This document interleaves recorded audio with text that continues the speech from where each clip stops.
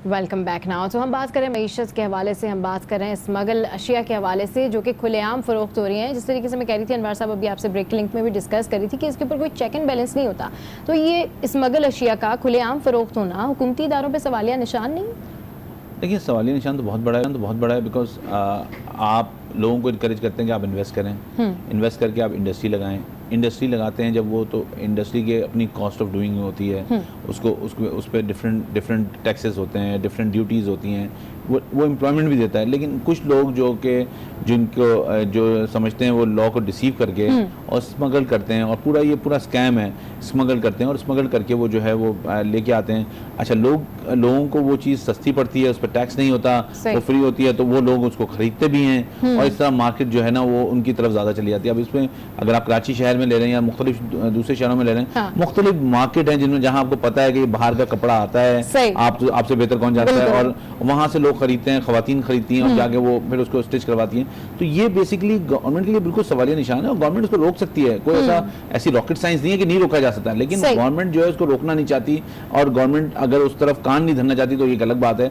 लेकिन यह है कि उसको रोका जा सकता है। वहाँ पे कस्टम ड्यूटी लगाएं, स्मगल को कम से कम करें, उसको कर्ब करें जितना कम कर सकते हैं। सही है, जितना हो सकता है इसके ऊपर चेक एंड बैलेंस रख सकते हैं। तो आप हमें कॉल भी कर सकते हैं, क्योंकि आज हमारा टॉपिक मईशत से रिलेटेड है और हम बात कर रहे हैं स्मगल अशिया के हवाले से जो कि खुलेआम फरोख्त हो रही है। अच्छा, जहाँ पर हम स्मगल अशिया की बात करते हैं तो उसमें जाहिर सी बात है ज़रूरियात ज़िंदगी की तमाम चीज़ें ही शामिल हैं। तो मुकामी कारोबार पर इस तरह की स्मगल अशिया का क्या असर पड़ता है? देखिए, वो उनके लिए डिप्रेशन आ जाती है, बिकॉज वो जब अब मैंने बहुत से केसेस देखे ऐसे जहाँ पे लोग बिजनेसेस कर रहे थे पाकिस्तान में, एकदम चाइना ने इंटरवेन किया, तो उनकी cost of doing business China की प्रोडक्ट जो है उनकी जो प्रोडक्ट की कॉस्ट आधी में मार्केट में मिलने लगी, तो वो लोगों को बिजनेस जो है ना उनका करना मुश्किल हो गया।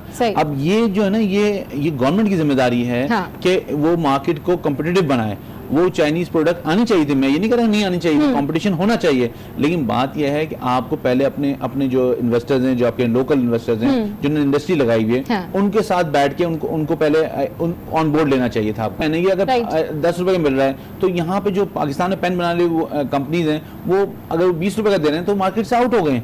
सही, बिल्कुल। तो ये बेसिकली गवर्नमेंट की जिम्मेदारी होती है कि जब इस तरह की प्रोडक्ट आ रही है तो कंपटीशन क्रिएट करना चाहिए ताकि प्रोडक्ट आम आदमी के लिए सस्ती हो, लेकिन उसको क्रिएट करने के लिए भी तरीके होते हैं ताकि लोकल इन्वेस्टर एकदम अपना पैसा पुल बैक ना करे। लोकल इन्वेस्टर अपना पैसा पुल बैक ना करे। अच्छा, बहुत इंपॉर्टेंट आपने ये बात की है कि हुकूमत को भी चाहिए कि वो इस तरह का माहौल फराहम करे कि कम से कम पाकिस्तानियों को ये तो पता चल सके कि जी कौन सी चीज़ ठीक है, कौन सी चीज़ जो है वो रॉन्ग है। अच्छा, इम्पोर्ट लेवल पर अंडर इनवॉइसिंग पाकिस्तानी टैक्स निज़ाम को किस हद तक मुतासिर करती है? देखिए, ये जैसे स्मगलिंग है, स्मगलिंग पे तो 1 रुपया टैक्स नहीं लगता। सही, ठीक है। अब अंडर इनवॉइसिंग ये है कि अंडर इनवॉइसिंग आपकी 100 रुपए की प्रोडक्ट है, चाइना से निकली वो प्रोडक्ट 100 रुपए की थी, पाकिस्तान पहुंची वो प्रोडक्ट 50 रुपए की हो गई। सही। ये पाकिस्तान के एक्सचेकर को इतना बड़ा धचका है कि अगर ये तस्वुर कर लिया जाए कि पाकिस्तान को कितना नुकसान पहुंचाया जाए जो लोग ये काम कर रहे हैं, इसलिए कि ये एक जनरल प्रैक्टिस है हमारे यहाँ कि प्रोडक्ट की वैल्यू को कम कर देते हैं, उसके बाद उसको लेस प्राइस, उस पर ड्यूटी देते हैं, उस पर सेल टैक्स देते हैं, इनकम टैक्स देते हैं, और उसको फिर मार्केट में लेके आते हैं। तो ये जो है, अगर आप ये देखेंगे ये पाकिस्तान के मतलब खजाने के साथ जो है ना ये बहुत बड़ा मतलब मजाक हो रहा है। अंडर इनवॉइसिंग होनी नहीं चाहिए। जो प्रोडक्ट जिसकी वो मार्केट जो वैल्यू है, जिस वैल्यू पे वहां से चली है उस वैल्यू से। इसी में एक बात करते हैं, एक स्टडी आई थी, इसमें चाइना ने कहा कि हमने एक्स अमाउंट एक्सपोर्ट किया पाकिस्तान में, और जब पाकिस्तान में फिगर देखी गई तो वो फिगर उससे बहुत कम थी। तो जब ये बात मतलब रिवील हुई कि ये जो है वहां से चलती है प्रोडक्ट एक वैल्यू पे, और यहाँ आके वो वैल्यू कम हो जाती है, तो लोग अंडर इनवॉइस कम दिखाते हैं।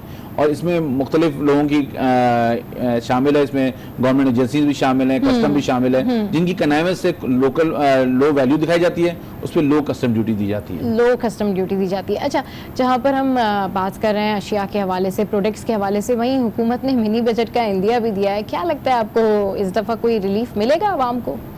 देखिए, बेसिकली पाकिस्तानी अवाम पिछले 70 साल से जब भी बजट का नाम आता है ना तो वो डर जाते हैं, और मेरे ख्याल में रात जो बारिश थी और घनगरज थी उससे इतना नहीं डरते हैं, लेकिन इस बात से डर जाते हैं कि बजट आने वाला है, तो हर आदमी के जहन में ही होता है कोई ना कोई चीज़ महंगी होगी, हमें कोई ना कोई बोझ और बढ़ेगा, हम पे कुछ ना कुछ टैक्स लगेंगे। ऑल्दो कि हुकूमत ये कह रही है कि हम इसमें टैक्स नहीं लगा रहे हैं, हम इसमें लोगों के लिए रिलीफ लेके आ रहे हैं, लेकिन लोगों को इंप्रेशन यही है कि कुछ ना कुछ ऐसी होगी। अभी उन्होंने एक दो अच्छी बातें की, उन्होंने कहा है कि हम विदहोल्डिंग टैक्स के कुछ सेक्शंस खत्म कर रहे हैं। उन्होंने ये कहा है कि हम जो लोग रिटर्न नहीं फाइल कर सकते थे, पहले लॉ ये था कि एक्टिव टैक्स के पेयर की लिस्ट से निकल जाएंगे, उनको भी उन्होंने कहा है कि हम वो लॉ भी खत्म कर रहे हैं। तो ये दो चीज़ें उन्होंने पॉजिटिव बताई हैं, लेकिन इवन देन लोगों को एक खदशा है कि ये जो चीज़ है ये कल बजट की सूरत में कोई नया टैक्स आएगा, कोई नया बोझ जो है उन पे और पड़ जाएगा। बिल्कुल नया बोझ और बढ़ जाएगा। और बजट की आप बिल्कुल सही कह रहे हैं कि ऐसा परसेप्शन बिल्ड हो चुका है कि जैसे ही हम सुनते हैं कि जी बजट आने वाला है तो हमारे जहनों में पहला सवाल ये होता है कि अब तो कोई ना कोई चीज़ महंगी हो रही है। तो आप हमें कॉल भी कर सकते हैं हमारे नंबर के ऊपर 02132701879 के ऊपर, और आप पूछ सकते हैं अपने तमाम सवालात और क्यूरीज भी। अच्छा, बजट की बात हो रही है तो ये जो परसेप्शन है, जो परसेप्शन बिल्ड कर दिया गया है कि जी अगर बजट आएगा, और आवाम ये सोचती है कि अगर बजट आएगा तो सारी चीज़ें महंगी हो जानी है, मजीद जो चीज़ें अभी बाय करनी है वो कर लें, लोगों का परसेप्शन ये होता है। तो इसकी मैनेजमेंट के लिए भी कुछ करना चाहिए। देखिए, बेसिकली परसेप्शन की बात है। आप बजट जो है वो इसका मतलब ये नहीं कि महंगी होनी चाहिए। हाँ। बजट का मतलब ये होता है कि आप अपने घर का बजटिंग कर रहे हो, या अपने कंपनी की बजटिंग कर रहे हो, या अपने मुल्क की बजटिंग। आप बजटिंग कर रहे हो कि आपके फ्यूचर के रिसोर्सेज क्या हैं, आपने कितना एक्सपेंस करना है, आप उनकी बजटिंग कर रहे होते हैं। तो आप लोगों को जनरल एक्सपेक्टेशन है कि ये जैसे ही आएगा, इसलिए हुकूमत के पास रिसोर्सेज कम है और खर्चे ज्यादा हैं। तो जिस घर में, जिस कंपनी में, जिस मुल्क में रिसोर्सेज कम होंगे और खर्चे ज्यादा होंगे, वहां पे बोझ अल्टीमेटली या तो लोगों पे आएगा या फिर अवाम पे आएगा। तो वो आता है, इसलिए हुकूमत के पास रेवेन्यू नहीं। 22 करोड़ अवाम है, 22 करोड़ अवाम आपकी है, और उसमें से आप कहते हैं कि 55-60% आपकी यूथ है। हाँ। जो कि इसका मतलब आपको रिसोर्स या रेवेन्यू नहीं दे रही टैक्स की सूरत में। सही। उसके बाद 45% लोग जो हैं वो रेवेन्यू जनरेट कर रहे हैं, उनमें 12 लाख टैक्स फाइलर्स हैं। हाँ। तो आप कैसे एक्सपेक्ट करते हैं कि आपके रिसोर्सेज सही होंगे और आपको एक्सपेंसेस जो हैं आप मीट कर सकते हैं। तो मेरे ख्याल में बजट जब भी नाम आता है इसी वजह से कि रिसोर्सेज हमेशा कम होते हैं, हुकूमत उसमें उसको सीरियस लेती नहीं है। हाँ। क्योंकि वो पॉलिटिकल इशू बन जाता है फौरन, जैसे ही कोई टैक्स आएगा, जैसी कोई बात होगी तो लोग कहेंगे ये बहुत बड़ा मसला हो गया है, और वो फिर बाद में उनके साथ कॉम्प्रोमाइजेस होते हैं और बात फिर वहीं रुक जाती है। अच्छा, वैसे अगर इस दफा देखा जाए तो डॉक्टर खाकान नजीब ने भी यही कहा है कि जो हम सनती और दरामदी पैकेज तैयार कर रहे हैं सरमायाकारी के हवाले से भी, तो वो पार्लियामेंट में पेश किया जाएगा। तो उनकी जानिब से भी यही कहा गया है कि उसमें बेहतर तरीन चीज़ें होंगी, बेहतर रिफॉर्म्स होंगे। देखिए, रिफॉर्म्स आना बहुत ज़रूरी है और आना चाहिए। जो लोग पैसे लगाते हैं, जो कि लोग इंडस्ट्री लगाते हैं, वो लोगों को एम्प्लॉयमेंट दे रहे होते हैं, वो आपके लिए आपका चीज़ें प्रोड्यूस कर रहे होते हैं, चीज़ें एक्सपोर्ट कर रहे होते हैं, उनके लिए इंसेंटिव्स आने चाहिए, लेकिन not at the cost of tax. Okay, not at the cost of tax. आप उनको रिफॉर्म्स दें, लेकिन जो टैक्स उनका है वो टैक्स उनको प्रॉपर देना चाहिए। टैक्स उनको प्रॉपर देना चाहिए। कॉलर ने हमें ज्वाइन किया है। अस्सलाम वालेकुम, कौन बात करे, कहाँ से? जी, मैं मीवात से बात कर रहा हूँ सर। जी बोलिए, क्या कहना चाहेंगे आप टैक्स के हवाले से? टैक्स की नहीं, मेरा पहला सवाल ये है कि सहीवाल वाकई के बारे में आपसे पूछना चाहूँगा कि कुछ चैनल पे क्या आ रहा है, कुछ चैनल पे क्या आ रहा है, ये असल बात क्या है? हुकूमत को किसी सर ये इंतहाई अफसोसनाक वाक़या है बिल्कुल, और इस वाक़े की हम भरपूर तरीके से मजम्मत करते हैं। लेकिन हमारा जो शो है डेफिनेटली वो मईशत के हवाले से है, टैक्स से रिलेटेड है। तो डेफिनेटली हम चाहेंगे कि आपकी जो क्यूरीज मईशत के हवाले से, डॉक्यूमेंटेड मईशत के हवाले से, अनडॉक्यूमेंटेड मईशत के हवाले से हैं, या टैक्स के हवाले से कुछ पूछना चाहते हैं तो फिर वो आप हमें कॉल करके पूछ सकते हैं। अच्छा अनवर साहब, जहाँ पर बात करें हम इन्वेस्टर्स के हवाले से, तो प्राइम मिनिस्टर भी बहुत बात कर चुके हैं इस बारे में कि जी ईज़ ऑफ डूइंग बिजनेस, इसके लिए आप क्या कहना चाहेंगे? क्योंकि अब हम 136वें नंबर पर आ गए, इसको कैसे बेहतर कर सकते हैं? देखिए, पाकिस्तान पहले 144 पे था, फिर 144 से उसने वापस 136 पे आया, लेकिन ये जो है पाकिस्तान को 100 से नीचे होना चाहिए, और होना तो 150s में होना चाहिए। लेकिन ये है कि ये 10 कंडीशंस हैं जो उन्होंने रखी हुई हैं, उसमें रजिस्ट्रेशंस हैं, उसमें बिजनेस रजिस्ट्रेशंस हैं, कंस्ट्रक्शन परमिट्स हैं, टैक्स पेमेंट्स हैं। तो ये जो चीज़ें हैं ना, इनको अगर आप ईज कर दें, पाकिस्तान में 1 विंडो मैकेनिज्म ले आएँ, 1 विंडो की एक ऑपरेशन आप ले आएँ, या ऑटोमेटेड कर दें उनको, ताकि लोगों को at the click of the button चीज़ें उनकी रजिस्टर हो जाएं। अब यहाँ पे अगर आप बिजनेस करने जाएं तो आपको सेल टैक्स रजिस्ट्रेशन के लिए महीनों इंतजार करना पड़ता है। अब एक आदमी कारोबार करना है, उसको सेल टैक्स रजिस्ट्रेशन के लिए जो है महीनों इंतजार करना पड़ा है, तो वो किसी तरह उसके लिए मतलब उसके लिए सुकून का बात बिल्कुल आपको कंटिन्यू करेंगे। कॉलर ने हमें ज्वाइन किया है। अस्सलाम वालेकुम, कौन बात करे, कहाँ से? वालेकुम सलाम, अयूब असलम बात कर रहा हूँ इस्लामाबाद से। जी सर, क्या पूछना चाहेंगे? मैंने ये जानना है, ये जो विदहोल्डिंग टैक्स है ट्रेडर्स पे सप्लाईज करते हैं, 4.5% जी, इसकी हमें एडजस्टमेंट नहीं मिलती जी। ठीक है, देखें ये जो है अयूब साहब ने बताया, अयूब साहब ये 4.5 जो है ना, ये फाइनल टैक्स है। आप अगर सप्लाई करते हैं और ये टैक्स आपका जो है, इसके ओवर एंड अबव आपको कुछ टैक्स नहीं देना, इसलिए इसकी एडजस्टमेंट नहीं मिलती। अगर आपको लेकिन अगर इसके अगेंस्ट फर्ज कर ले हमने 25 करोड़ का काम किया साल में जी, तो इस टैक्स, ये जो टैक्स हमने आपको ऑलमोस्ट 1 करोड़ रुपया हमने पे कर दिया जी, तो इसके अगेंस्ट हमें क्या फैसिलिटी मिलती है? नहीं, अब आप दूसरा सवाल कर रहे हैं, फैसिलिटी का बात करें। एडजस्टमेंट एक अलग चीज है, फैसिलिटी एक अलग चीज है। फैसिलिटी की बात तो एडजस्टमेंट देखें, टैक्स तो हमने पे कर दिया ना जी, और जीएसटी के अलावा पे किया जी हाँ, लेकिन जो लोग जैसे कि इंडस्ट्री है, इंडस्ट्री को जो गवर्नमेंट है वो विदआउटिंग टैक्स एग्जम्पशन दे देती है। जी हाँ, ठीक है, जबकि ट्रेडर्स को एग्जम्पशन नहीं मिलती जी। वो जो इंडस्ट्रियलिस्ट है वो साल के एंड पे अपने नफा नुकसान को कैलकुलेट करके तो वो एक रिजल्ट बनाता है कि मुझे ये नुकसान हुआ, ये मुनाफा हुआ, मैं इस पे इतना इनकम टैक्स पे कर रहा हूँ। बिल्कुल। लेकिन जो ट्रेडर है वो जो 1 करोड़ रुपया विदहोल्डिंग टैक्स पे कर रहा है, जी जी, उसके against end of the year देखिए आप मेरे ख्याल में बेहतर समझते हैं, इंडस्ट्री लगाना एक बहुत बड़ी जिम्मेदारी होती है, उसके साथ उसमें इन्वेस्टमेंट भी बहुत ज़्यादा चाहिए होती है, उसमें उसके साथ वो एम्प्लॉयमेंट भी जनरेट कर रहा होता है। तो उसका मैकेनिज्म लॉ के अंदर, लेकिन लॉ लेजिस्लेचर ने जो लॉ बनाया है वो लॉ ये है कि उसको नेट ऑफ करके जो प्रॉफिट आएगा एंड ऑफ द डे उस पर टैक्स देते हैं। और कंपनी है तो उसको 30% देना है, और अगर इंडिविजुअल है तो उसको 25% टैक्स देना है। तो नेट प्रॉफिट अपने टैक्स, आपका ये है कि सप्लाईज पे आपका 4.5 कट जाता है, उसके ओवर एंड अबव आपको कुछ नहीं देना। तो ये एक फाइनल टैक्स की रिजीम है और ये अब लॉ के अंदर मौजूद है और लेजिस्लेचर जो है ने इसको बनाया है। अगर आपको समझते हैं कि आप लोग ट्रेडर्स को नुकसान हो रहा है तो आप हुकूमत से बात करेंगे इसको किसी तरह चेंज किया जाए, लेकिन इस वक्त जो स्कीम है वो यही है कि ये एडजस्टमेंट नहीं मिलेगा, ये फाइनल टैक्स होगा। ठीक है जी, बहुत शुक्रिया अयूब साहब ने हमें कॉल की थी। अच्छा, जिस तरीके से हम बात कर रहे थे ईज़ ऑफ डूइंग बिजनेस के हवाले से, तो वो जो आप मुझे कह रहे थे कि डेफिनेटली हुकूमत को चाहिए कि बेहतर माहौल फराहम करे, उस हवाले से कंटिन्यू कीजिए। देखिए बात यह है, मैं बता रहा था कि सेल टैक्स रजिस्ट्रेशन है वो कोई 6 से 8 हफ्ते लेती है।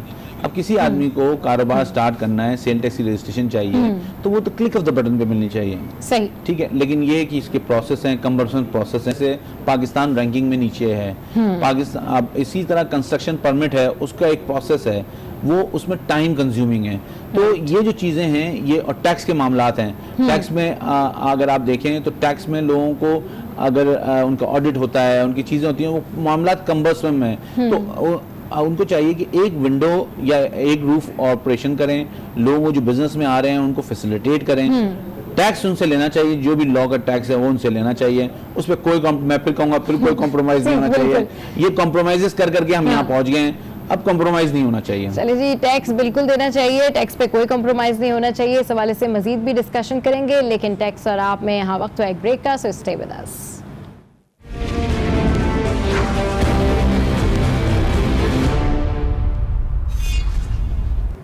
So welcome back. नाउ हमें एक कॉलर ने ज्वाइन किया है, पहले इनसे बात करते हैं। अस्सलाम वालेकुम, कौन बात करें, कहाँ से?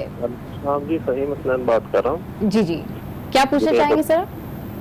अच्छा, पूछना बताना ये था कि सजेशन देनी थी गवर्नमेंट ऑफ पाकिस्तान को आपके तवज्जुह से कि ये जो बड़े नोट हैं इनको अगर इनको कम कर दिया जाए, अगर 1000-500 का नोट कम से कम भी हो, या इनके नोट इनके डिजाइन तब्दील कर दिए जाए।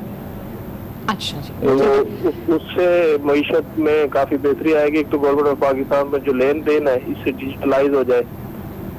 ठीक है जी, गवर्नमेंट इसको सोच रही है, वो अब ये ऑप्शन तो उनके जहन में है, लेकिन उसकी प्रैक्टिकलिटी क्या है वो मैं गवर्नमेंट बेहतर समझ सकती है। सही। अच्छा, टैक्स के वाले से हम बात करें तो बड़ा स्ट्रिक्टली आप कह रहे थे कि हर किसी को टैक्स देना चाहिए, तो ये बताएं कि टैक्स के हवाले से अब जो पाकिस्तान में लोग टैक्स एक्चुअली देते नहीं है, तो उसकी क्या वजह है? टैक्स रेट है या कोई परसेप्शन है, क्या बैक ऑफ द माइंड क्या है लोगों के?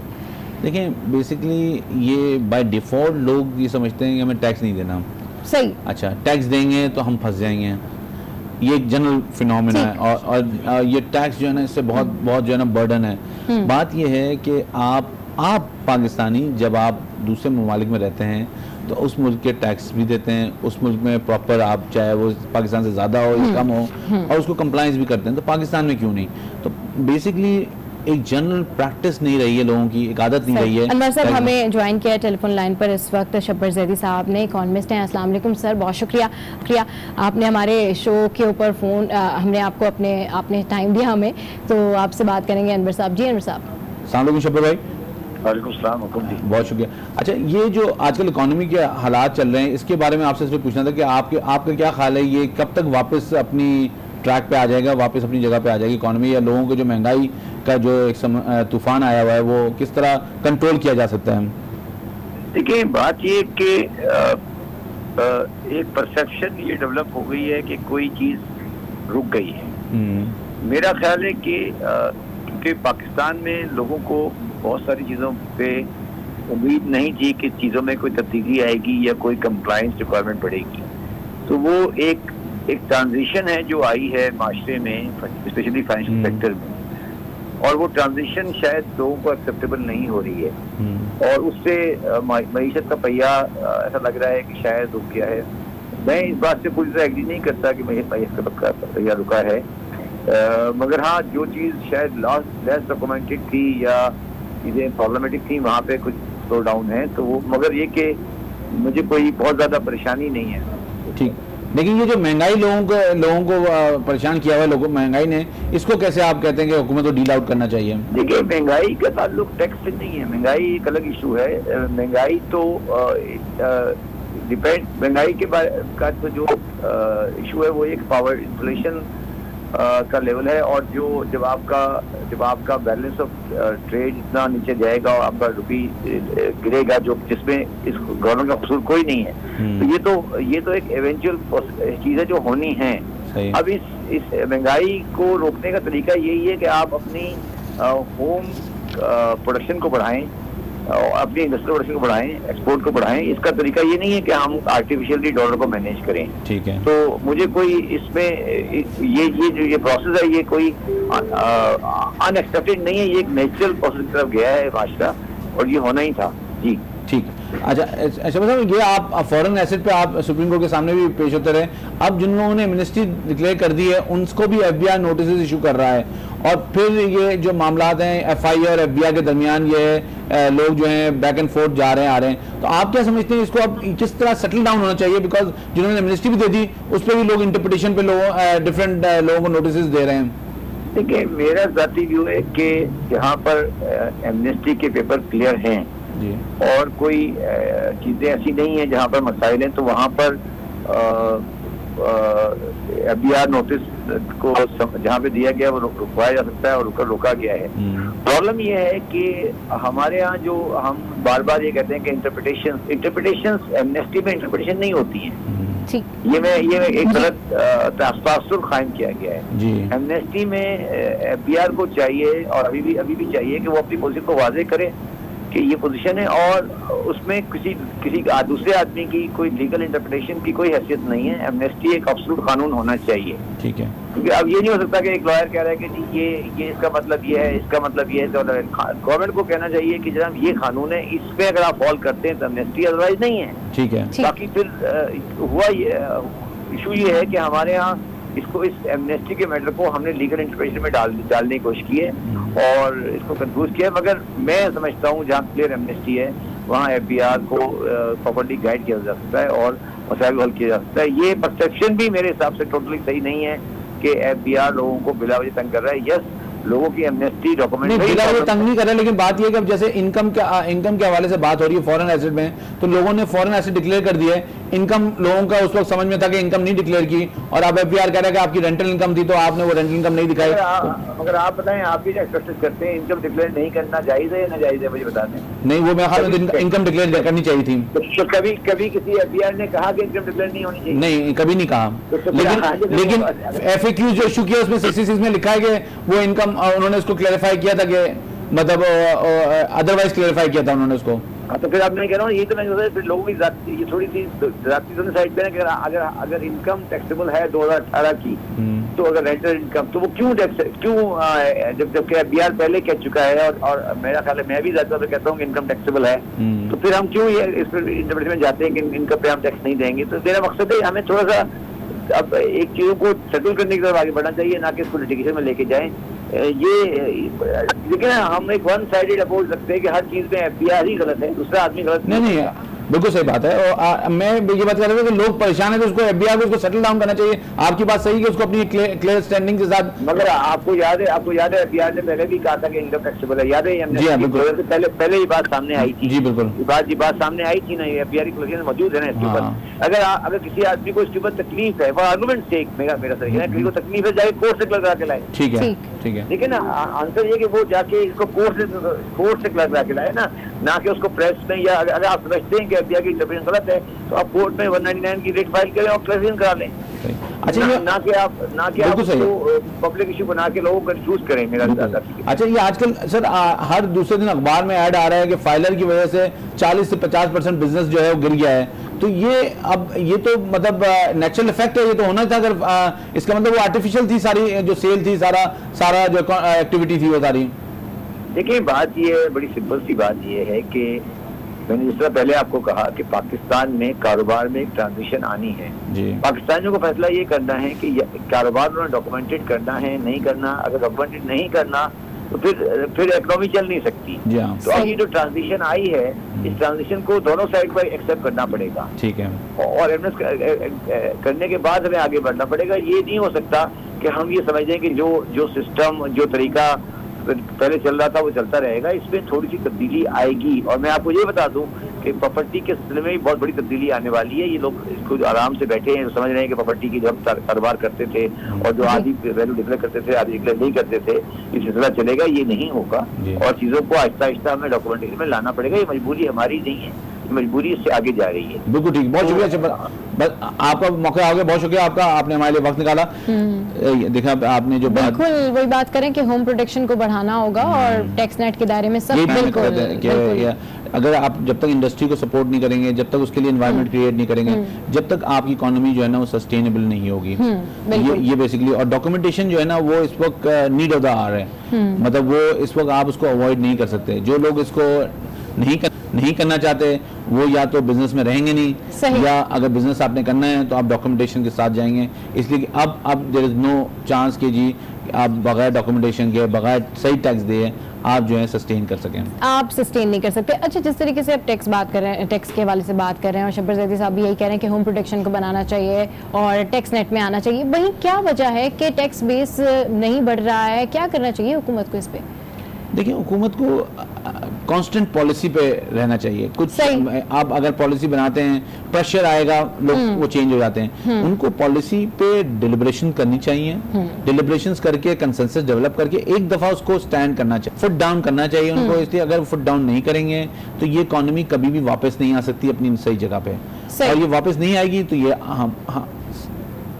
लार्ज सबके लिए नुकसानदेह है। मतलब मेरे क्या वजह क्या हो जाती है कि कांस्टेंट जो है इनकी स्ट्रेटजी नहीं रहती है? इसको सस्टेन करने के लिए, इसको स्टे करने के लिए क्या करना चाहिए? देखिए, हुकूमतों के साथ इशू ये होता है कि जब हुकूमतें बनाई जाती हैं उसमें उनके पार्टनर्स होते हैं। राइट। अब वो जो पार्टनर्स होते हैं वो उनके अपने व्यू पॉइंट्स होते हैं, और वो जो है वो पॉलिसीज पे उनके अपने जो वोटर्स होते हैं वो उनको प्रेशराइज कर रहे होते हैं, और इस पे कॉम्प्रोमाइजेज होते हैं। तो मेरे ख्याल में नेशनल टैक्स पॉलिसी होनी चाहिए जिसमें हर जमात का अपना एक इनपुट हो उस पर, और एक कॉम्प्रिहेंसिव डॉक्यूमेंट बनाया जाए जिसमें जो भी हुकूमत आए नेशनल टैक्स पॉलिसी और टैक्स पे कोई कॉम्प्रोमाइज नहीं हो। बिल्कुल, जिस तरीके से आप बात कर रहे हैं कि टैक्स के हवाले से कि एक नेशनल टैक्स पॉलिसी होनी चाहिए। ओवरऑल आज हमने बात की मईशत के हवाले से, डॉक्यूमेंटेड मईशत के हवाले से, अनडॉक्यूमेंटेड मईशत के हवाले से। हमारे शो का टाइम जो है बिल्कुल खत्म होने लगा है, तो लास्ट में आप क्या मैसेज देना चाहेंगे? देखिए, मेरे ख्याल में इन्वेस्टमेंट करना आपका बुनियादी हक है, बिजनेस करना आपका बुनियादी हक है, आपको करना चाहिए। लेकिन आपको ये सोचना चाहिए कि आप जो बिजनेस कर रहे हैं, जो इन्वेस्टमेंट कर रहे हैं, वो इकोनॉमिक साइकिल में आ रहा है, नहीं आ रहा। अगर वो आ रहा है तो वो आप उसका टैक्स देना भी आप पे फरीज़ा है। आपको जो आपका बिजनेस है उस पर जो टैक्स बनता है वो टैक्स भी देना आपका कौमी फरीज़ा है। और अगर आप टैक्स नहीं देते इसका मतलब आप कौमी ख़जाने से चोरी कर रहे हैं। तो आपको ये सोचना चाहिए कि आपका जो एक टैक्स है या आपका जो टैक्स है वो एक पाकिस्तानी को तालीम, एक पाकिस्तानी को सेहत दे सकता है, और एक पाकिस्तानी को सफरी सहूलत दे सकता है। सोचना अब आपको है। मजबूत टैक्स निज़ाम, मजबूत पाकिस्तान, मेरा यही मैसेज है। और जब तक पाकिस्तान का टैक्स निज़ाम मजबूत नहीं होगा पाकिस्तान मजबूती की तरफ और मजबूत तरफ नहीं जाएगा। चलिए जी, बहुत शुक्रिया अनवर काशिफ साहब, आप इस वक्त इतनी ज़बरदस्त आपने मैसेज दिया है। होप कि तमाम लोगों ने आपके इस मैसेज को बड़ा सीरियसली लिया होगा। तो आज के शो से फिलहाल इतना ही, और आज का शो आपको कैसा लगा आप फीडबैक दे सकते हैं हमारी सोशल साइट्स पर। फॉलो करते रहिए टेक्स और आप।